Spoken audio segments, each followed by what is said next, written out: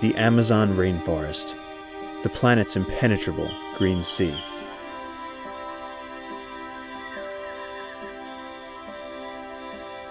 Within these remote depths runs the Las Piedras River, which forms part of the longest tributary to the Amazon.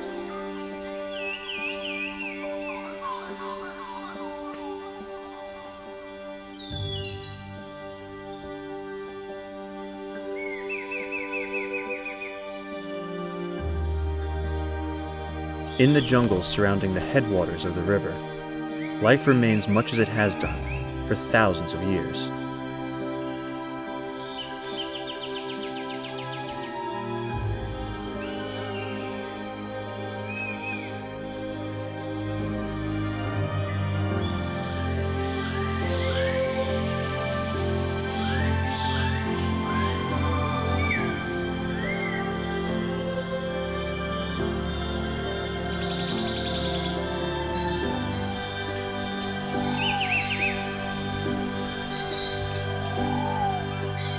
Giants like these form a dense canopy, shutting out the lights on those who dwell below.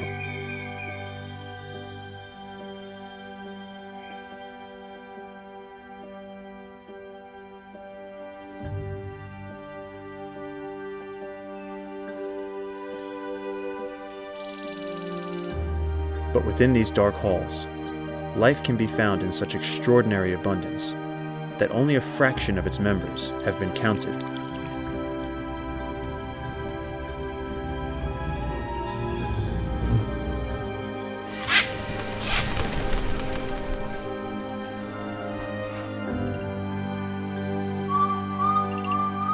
And this is with good reason, because survival below the treetops is often to remain hidden.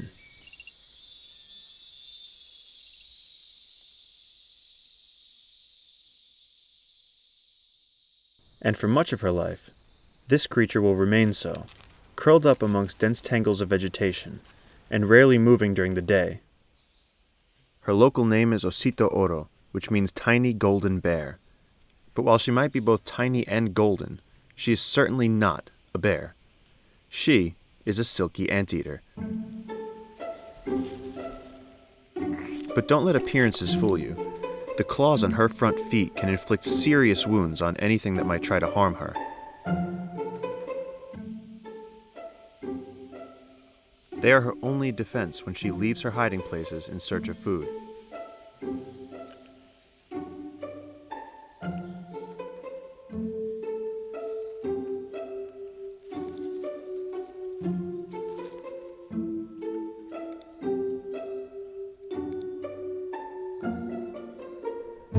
She's sniffing out her prey, and being an anteater, this consists of ants and termites. But in order to find them, she has to overcome the considerable challenge of staying awake.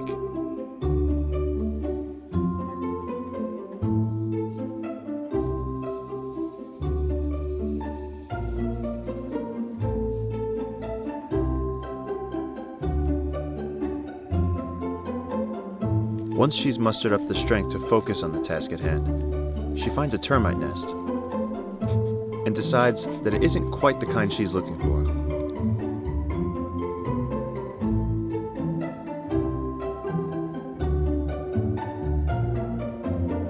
Keeping up appearances is important too, and a good grooming regime is sure to please a mate.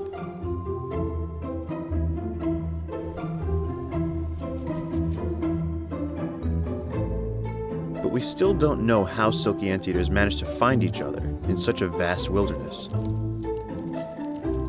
In fact, nobody knows much about them at all.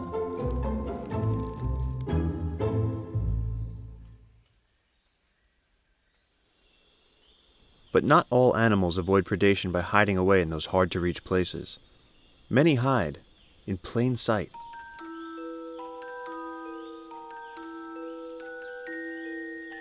At this scale, nothing is quite what it seems.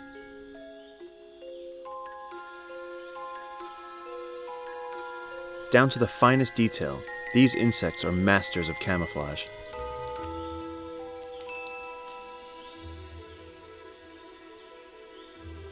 Leaf-mimicking katydids copy the vein structures of the leaves that they live on. Some stick insects even mimic the particular species of moss and lichen that tend to grow from their favored trees.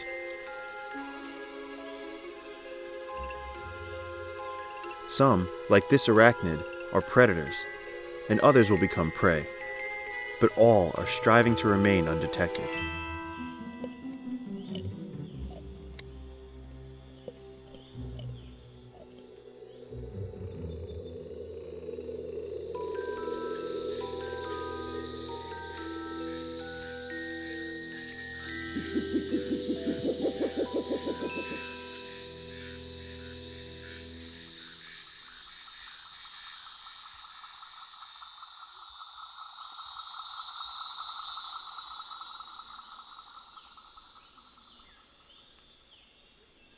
While many animals avoid predators and catch prey by copying the designs of others, these moths have an entirely different strategy.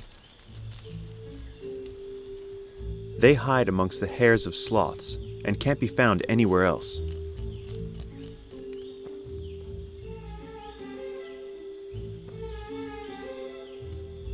The sloth's dense hair supports a variety of algae that help it to blend in with the surrounding jungle. And they move so slowly and infrequently that they're rarely spotted by predators.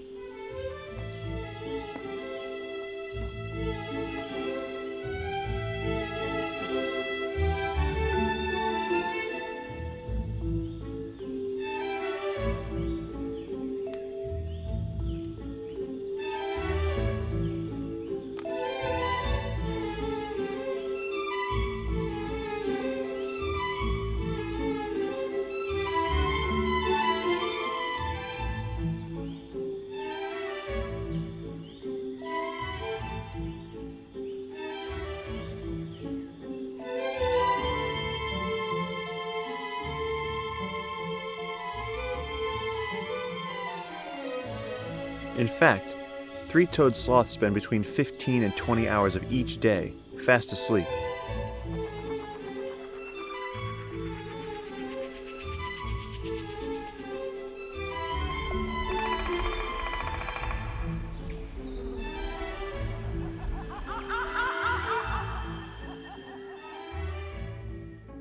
Their leafy diet is simply too poor in calories to keep them going for much longer. The perfect place for moths to make a permanent home. But hiding away and living the solitary life isn't the only way to stay safe in the jungle. Sometimes, sticking together can work just as well. The tip of this young tree is just soft enough for the probing mouthparts of these tree hoppers to break through and feed on the sap that runs through its veins. Aside from a thin shell, the tree hoppers are completely defenseless. For protection, they've forged an unlikely alliance. These ants are their defenders, and they're paid for their services. Luckily for the tree hoppers, their honeydew, or sugary excrement, is a sufficient reward.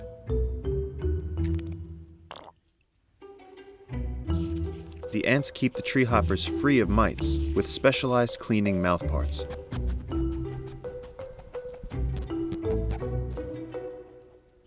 But in this jungle, there's always a little more happening than first meets the eye. There are actually two kinds of tree hoppers here, and one is up to no good. Those with darker shells rarely produce the liquid that feeds their ant protectors, but they want to stay clean all the same. So when they detect an ant ready to clean a lighter colored tree hopper, they simply climb on top and prevent the ant from feeding until they're clean.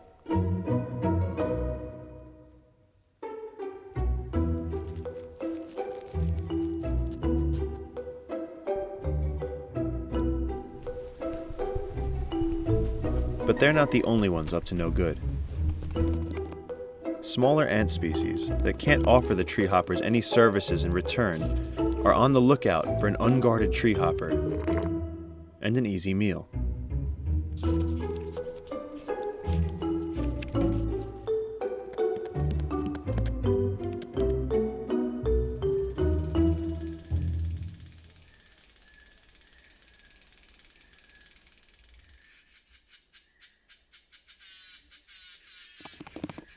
Each day, billions of these tiny leafcutter ants embark on a journey, migrating through the forest along miniature highways. The daily commute is coordinated through a powerful yet invisible chemical messaging system. However, the journey to work can be a hazardous one, and falling leaves often create traffic problems. But these ants are prepared for almost anything. Specialized workers are deployed to remove the blockades. It only takes a handful of ants a few hours to clear a full coating of leaves from the forest floor.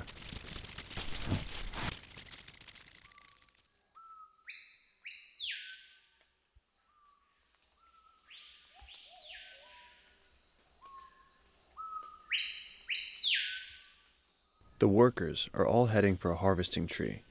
They're after its leaves, but to get them, they must scale a height comparable to a human scaling the highest mountain in North America.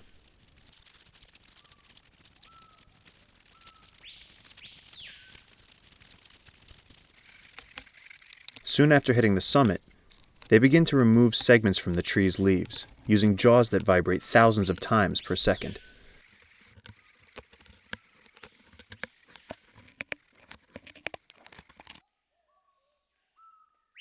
Then, they must embark on the 100-meter journey back to the nest.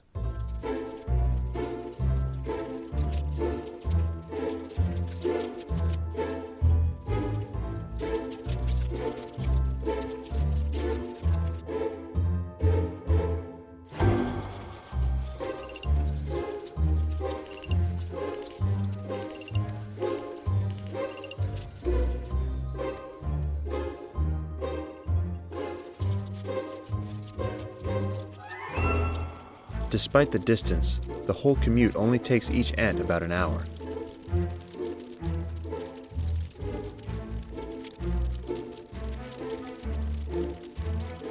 Efficiency is key, and once the jaws of workers become blunted, they'll carry the leaves cut by their little sisters instead. At the surface, their home doesn't look like much, but below lies an underground labyrinth of tunnels stretching 8 meters beneath the forest floor. Home to a colony with as many members as the City of London.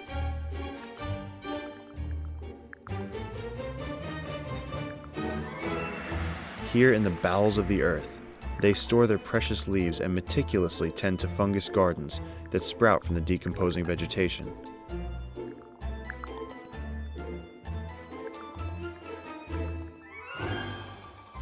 The tiny, white, rounded fruiting bodies of the fungus are used to feed the entire colony.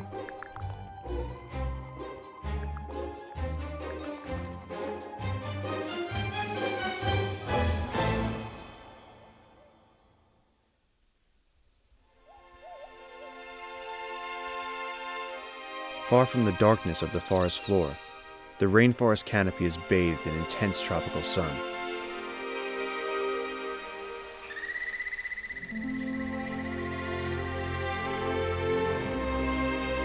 This is the engine room of the jungle, where giant trees capture sunlight to fuel their growth.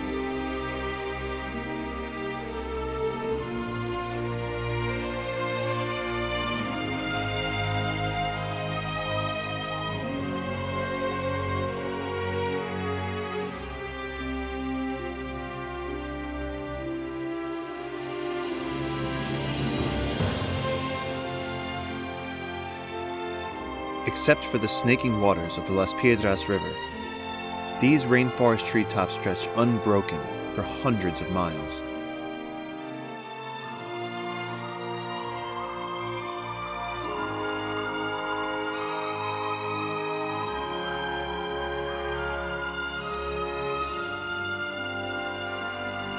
Here in this skyward realm exists the greatest diversity of life in the rainforest, and so on Earth itself.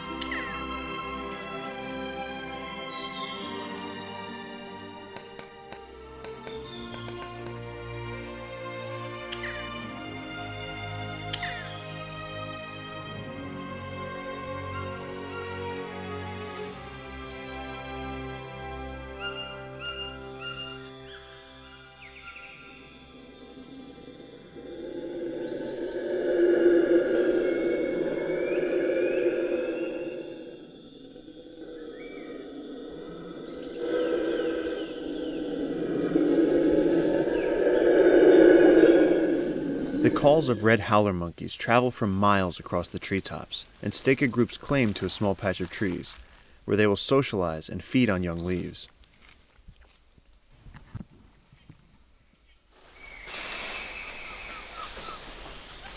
Troops of brown capuchin monkeys will range far throughout the forest and will eat almost anything they can get their hands on, whether it's flowers, insects, fruit, or even small mammals.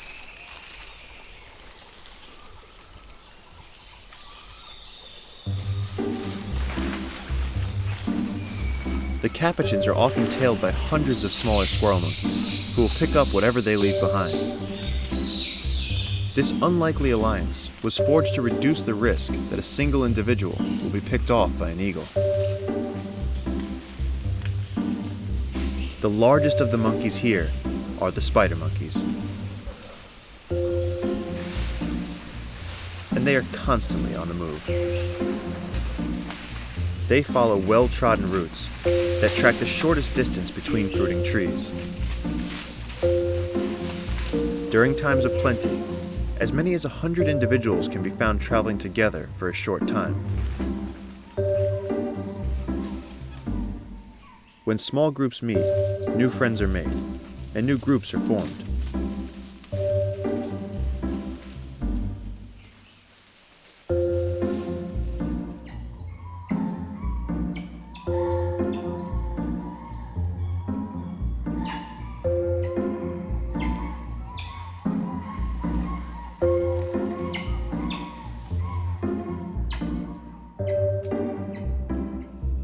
When food is plentiful, spider monkeys will select the best bits from each fruit and drop the rest.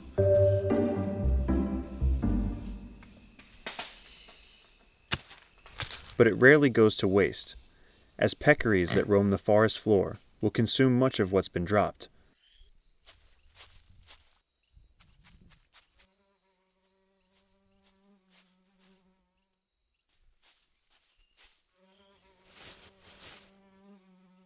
To balance off their diet, collared peccaries seek out special places from which to feed. The thick mud in this hole contains unusually high concentrations of salt, a rare treat so far from the sea.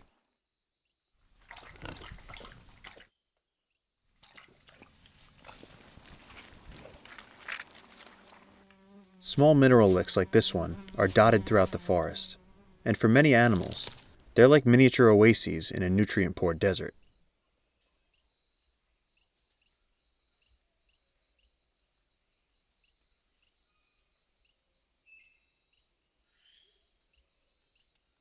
Throughout the day, a variety of visitors come and go. Some, like this red brocket deer, are particularly wary, as they know that jaguars hunt here too.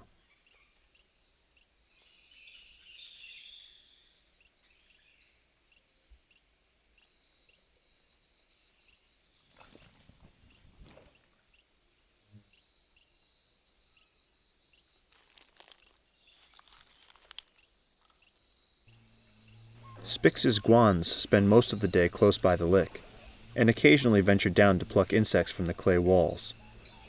But at the slightest sign of danger, they'll sound the alarm and let others know that it's time for them to leave.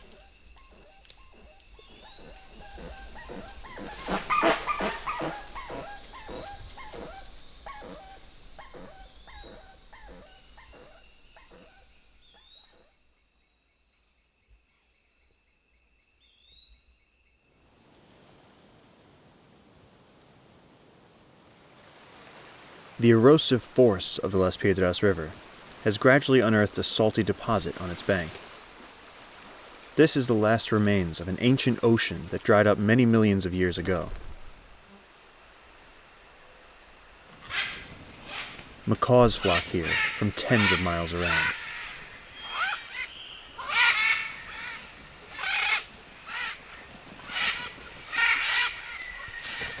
They gather in the trees and wait for a brave individual to fly down to the lick and reassure them that the area is free from predators.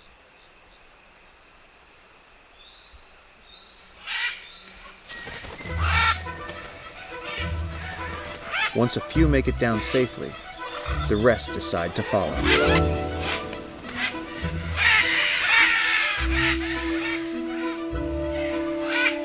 Not only does eating the clay provide salt, but it also helps to neutralize the toxic chemicals found in many of the unripe fruits in the macaw diet. For the macaws, these visits to the local clay lick are more than just feeding opportunities.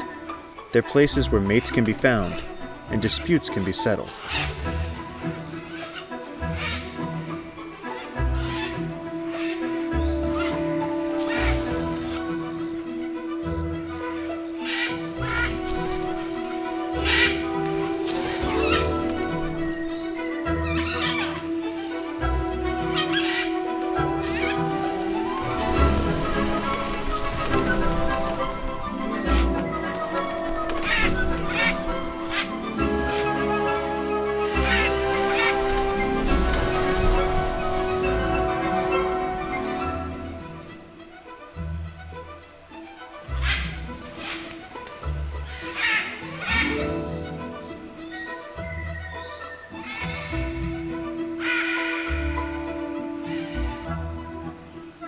It's nesting season, and high in the branches of a chihuahuaco tree, two macaw parents have enlarged a natural hollow.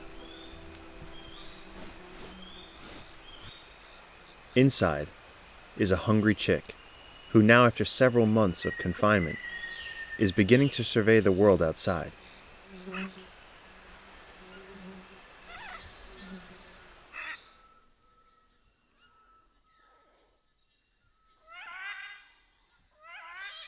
For now, his mother and father must deliver his daily dose of clay, but in a few weeks' time, he'll be ready to fly the nest and follow his parents.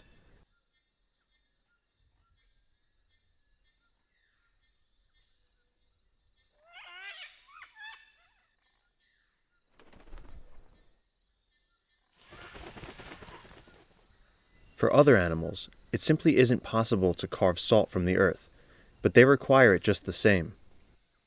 Like the macaws, these butterflies spend much of their time high in the canopy, but every now and again, they too must descend.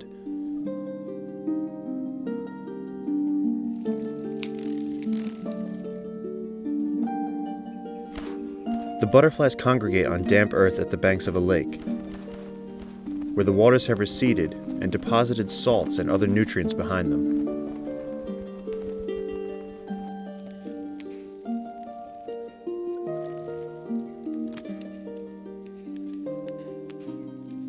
But for butterflies, life in the rainforest can be hazardous at best.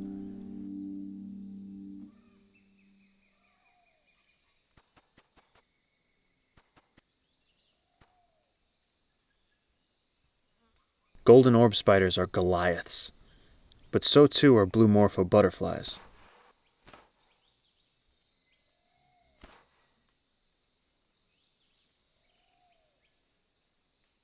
The spider approaches with caution, wary of the butterfly's powerful wings. But butterflies this large don't stay stuck for long.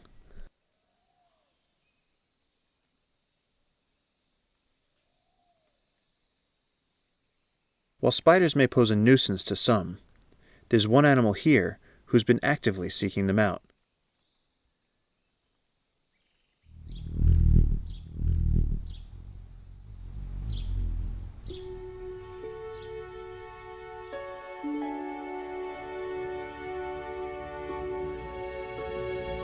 This hummingbird is making her first nest, strung together with spider silk and hung from the tip of a leaf. On each trip, she can carry a single blade of grass or a tangled strand of spider silk. It takes her weeks to finish.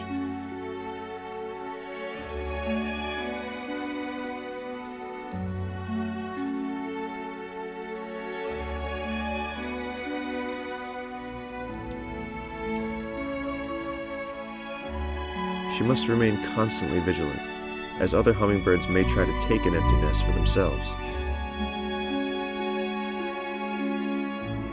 Once she's ready, she lays a single white egg, smaller than a fingernail.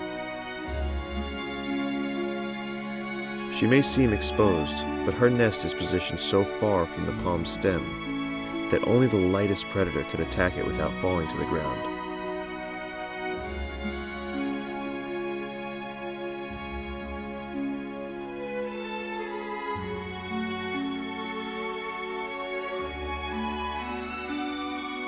A week later, a tiny hatchling has emerged.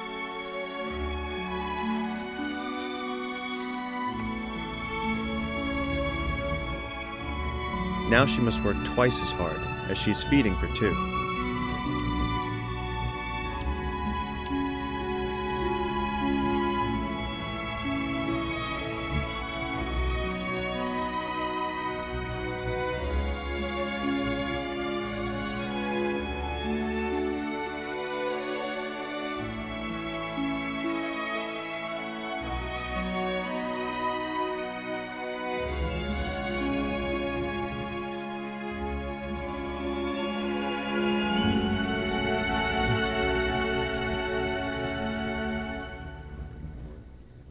But the dry season is coming to an end. Her work will soon be put to the test, and her chick's life will depend on it.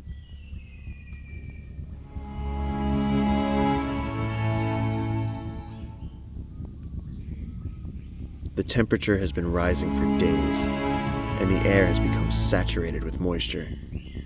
The creatures of the rainforest can feel it.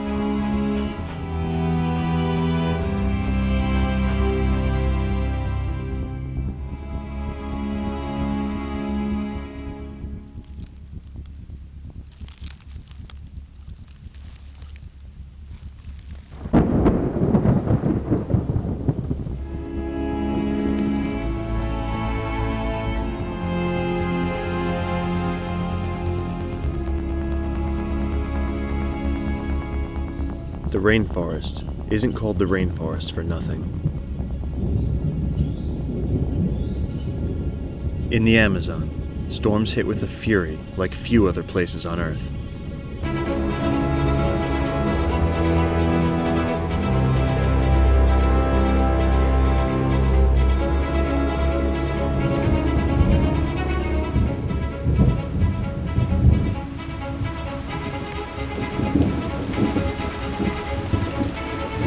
The nest is rocked by wind and hammered by rain. The chick must cling to the fibers that his mother so carefully arranged.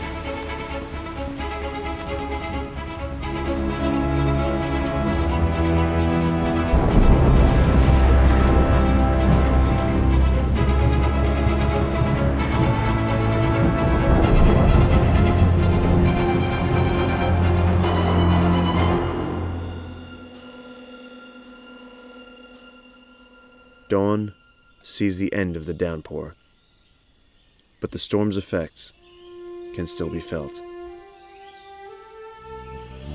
The mother hummingbird returns to find her chick gone and the nest empty.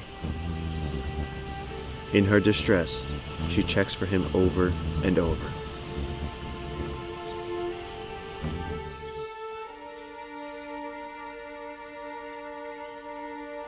He may have survived, but having been blown from the nest during the night, he's now alone in the rainforest.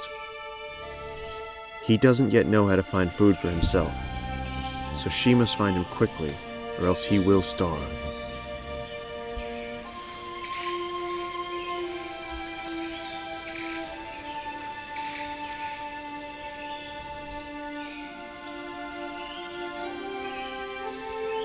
Their calls to each other sound out across the forest.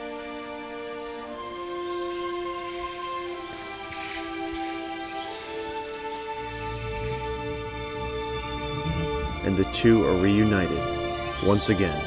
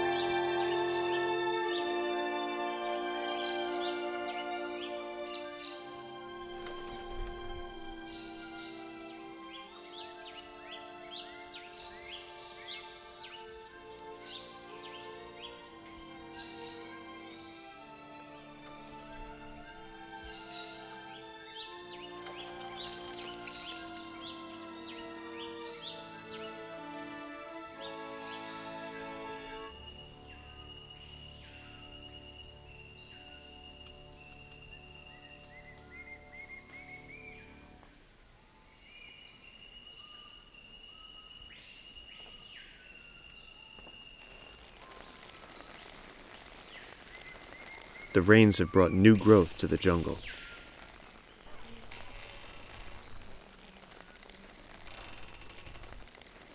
But they have also brought destruction. The Las Piedras River is bursting its banks. Entire trees are carried away with the current.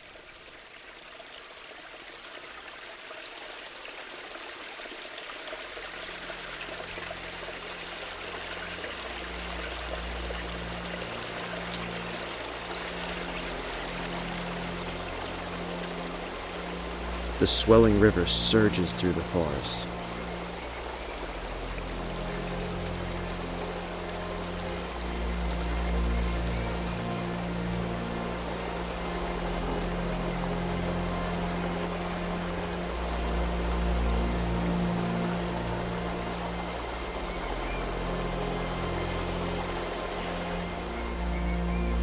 For those too small to outpace the flood, the only way is upwards.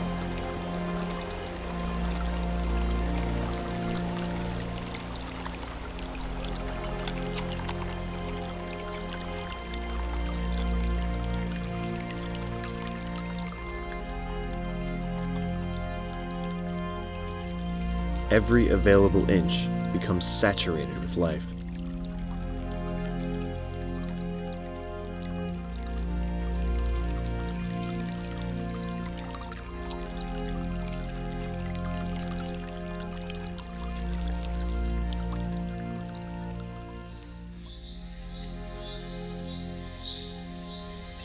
Strange forms are forced from the darkness.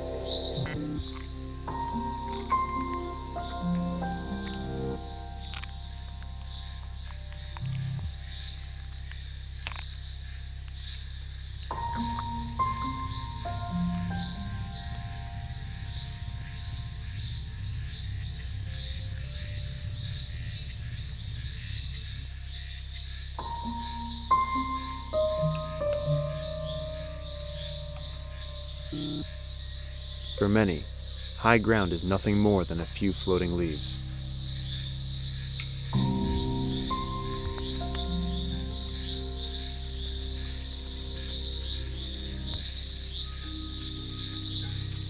The search for escape is constant.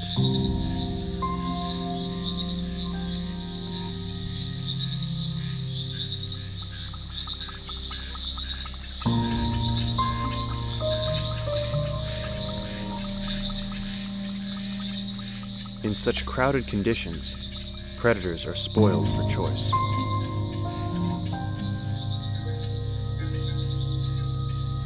Isolated on their treetop arcs, it could be weeks before the river recedes and the creatures of the forest touch solid ground once again.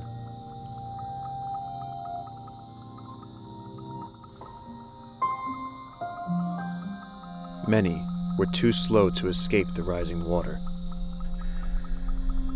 Surface tension will keep millipedes afloat for a short time, but if they begin to struggle, their legs break through.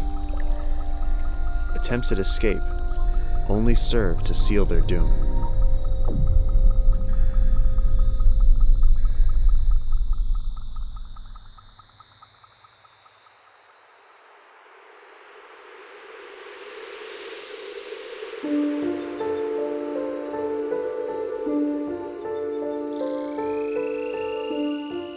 The arteries of the jungle are now springing back to life.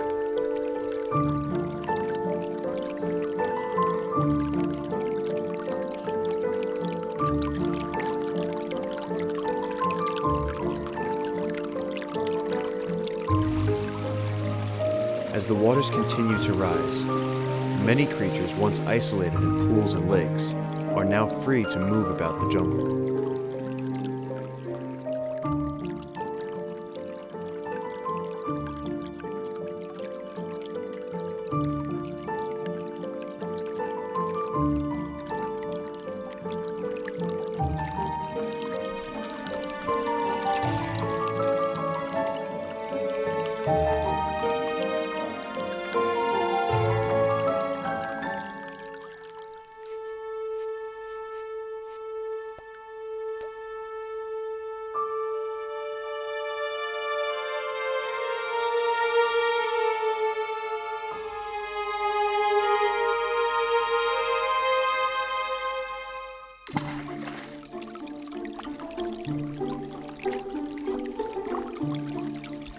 Fish are searching for a safe place to lay their eggs, and predators are ready to cut them off.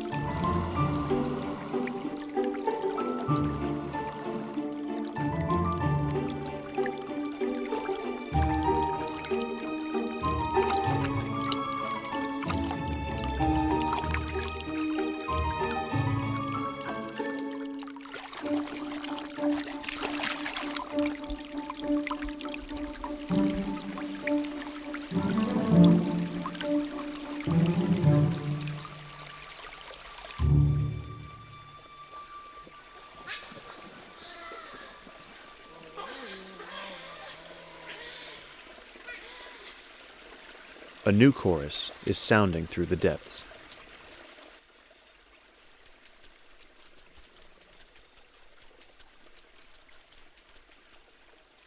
A family of giant river otters, 7 strong, are also here to take advantage of the fish to be found in the swelling streams.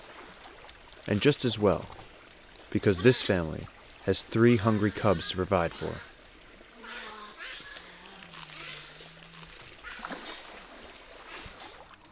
But with so many mouths to feed, the otters can't stay in the streams forever, and must move on to places of greater abundance.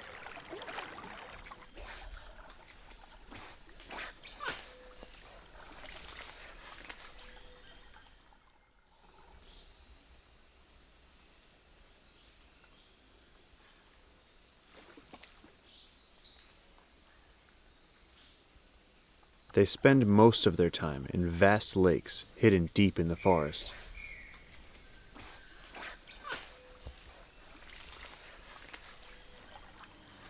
Half of giant otter cubs don't make it through their first year, but these are the lucky ones.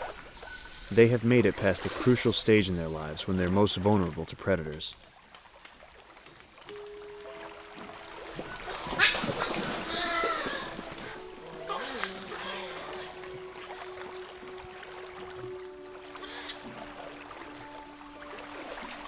Nevertheless, they're still young enough to get away with stealing a fish from mom, rather than hunting it for themselves. The cubs' jaws still aren't strong enough to dispatch a fish quickly, so they have to keep a careful grip. Sometimes, a live one can be a little startling.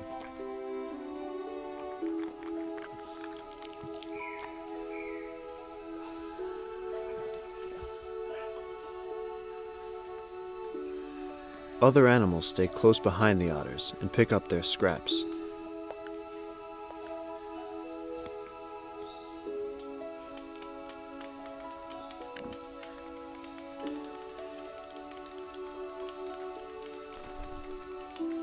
But they aren't welcome everywhere.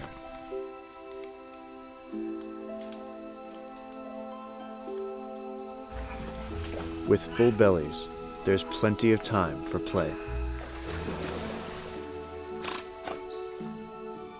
In a few months, the cubs will reach their adult size at 2 meters long.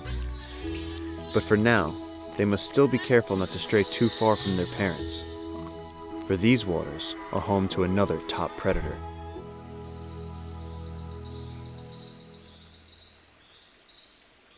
Male black caiman are highly territorial, and this 5-meter-long individual is a new arrival at the lake. The current resident, a smaller male, is well aware and arches his back as a signal of his claim. The new, much bigger male responds in kind, showing that he won't back off so easily. As the caiman move in, they size each other up.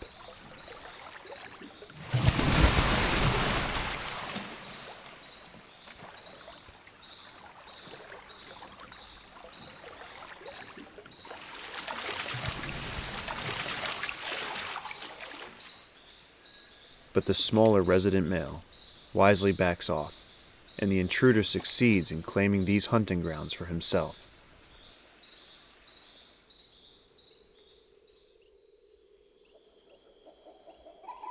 Some of these rainforest lakes are many hundreds of years old, but gradually, vast mats of floating vegetation begin to choke the surface, The lake bottom grows shallower as it's filled with dead leaves, and the forest moves in to reclaim the land. For now, this lake is a haven for wildlife of all kinds.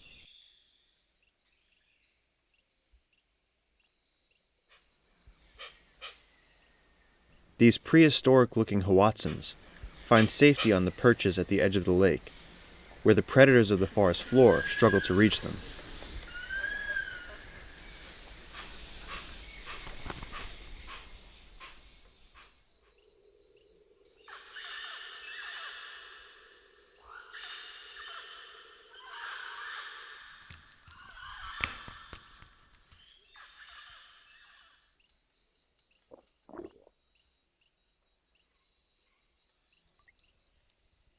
Snake birds can be found here too.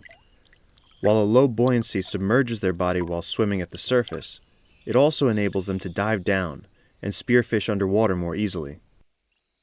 Prime feeding grounds are often fiercely contested.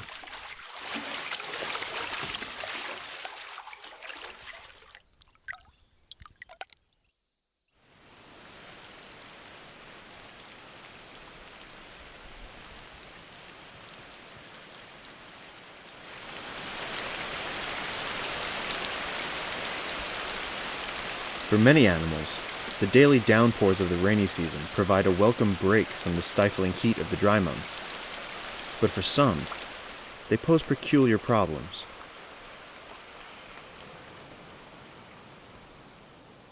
The water has risen, and the butterflies that once fed on the mud banks at the lake's edge must now look elsewhere for a meal. They may have to wait, but they know just the place to get it.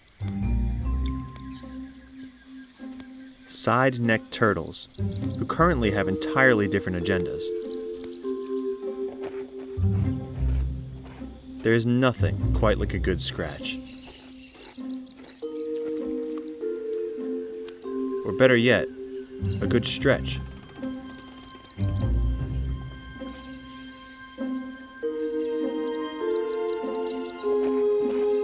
In the rainy season, young turtles must make the most of the brief spells of sun.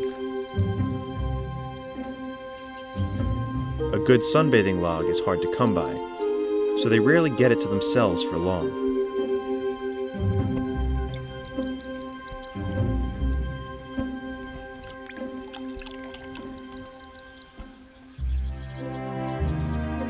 Despite there being ample room for many turtles on the log, a big male won't tolerate his view being obstructed by a smaller one.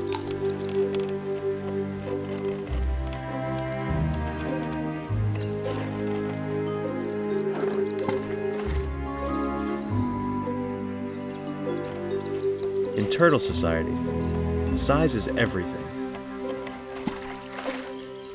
When the turtles are more evenly matched, log relations are more respectful.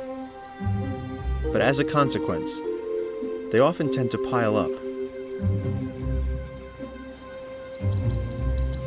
Life on the log is a process of constant nudging and shuffling. Once the turtles have settled, the butterflies can move in. The butterflies lap up the salty turtle tears. But the turtles aren't sad. The tears clean their eyes after a dip in the water. The butterflies don't actually consume the tears they collect. They save them. These butterflies are all males, and they will pass the tiny bundles of turtle tear salt to the females during mating.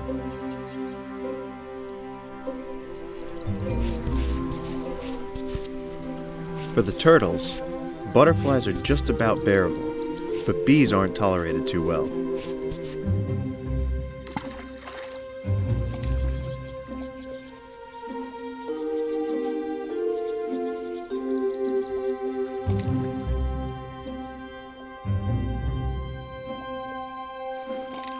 It seems that turtle relations in the water are not so different from those on the log.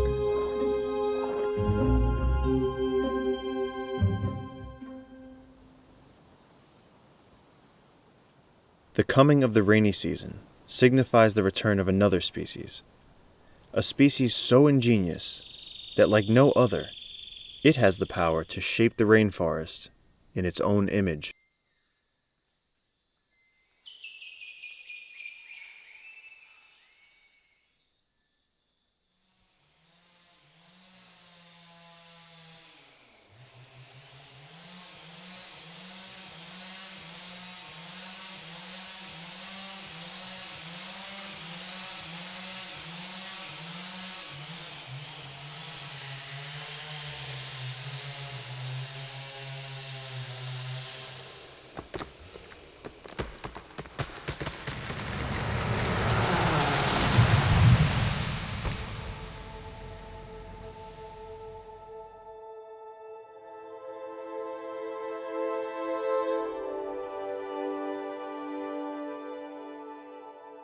What natural processes take centuries to build, people can undo in a matter of minutes.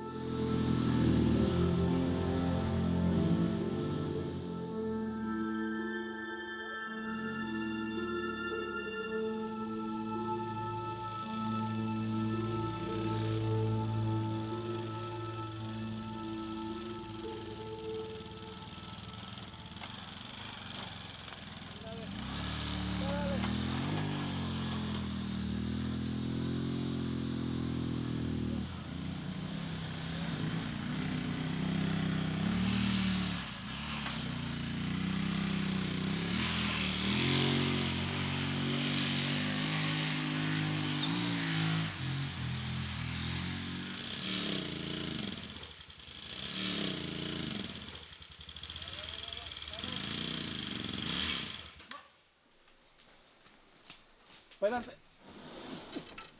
Muéntale ahí.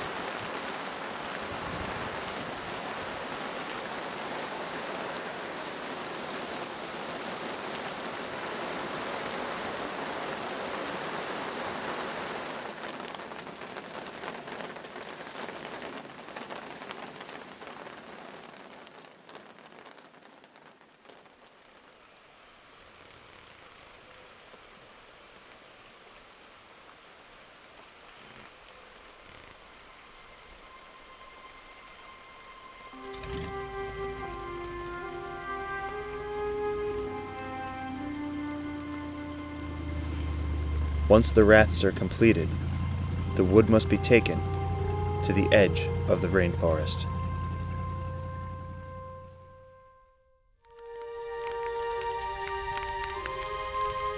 But at that edge, the world is changing. As the Las Piedras rainforest is burnt to make way for farmland, a part of our sense of wonder in the world goes with it.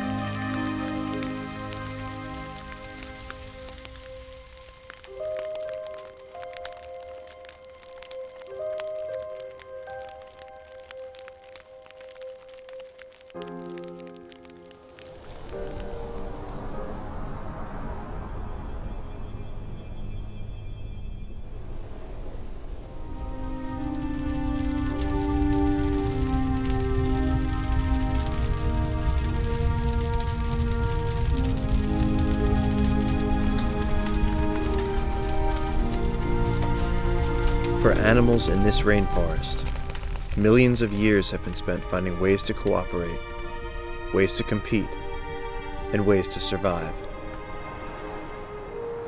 Yet these efforts pale in comparison to such a force.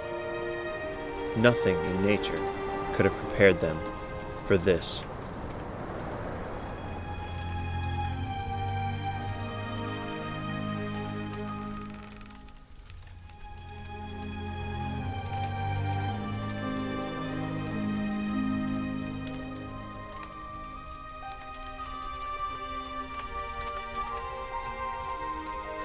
The clock is ticking for those mysteries that still remain hidden within the trees, because such wild places could soon be worlds of fiction.